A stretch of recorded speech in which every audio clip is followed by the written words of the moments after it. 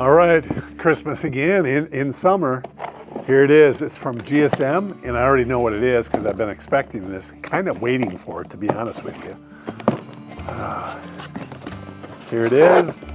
It is the Revolver Pro 2.0. This actually has 6 zones around it, and literally when the camera is activated, it takes 6 pictures all at once.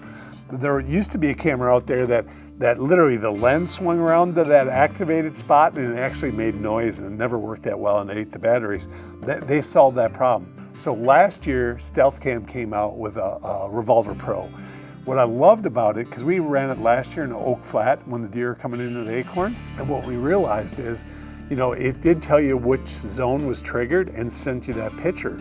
But if you looked at those other pictures, a lot of times that bigger buck was in one of the other pictures. And unless you looked at all the pictures, you didn't realize it. So what we're gonna do is, what we learned on it is setting the camera up in the middle of the food plot, and therefore anywhere deer are, one triggers it, you're gonna see all the way around.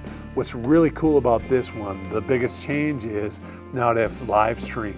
So how am I gonna use live stream? Well, I can put it on live stream and let the camera scout for me, especially late season when it's extremely cold.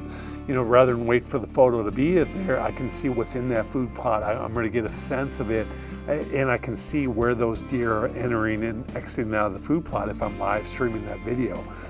Because that's going to give you the intel. If the buck's coming out in the northwest corner, right, I'm going to see him every single day come out of there, and you can monitor and live stream during that peak activity, that last half an hour or whatever you want.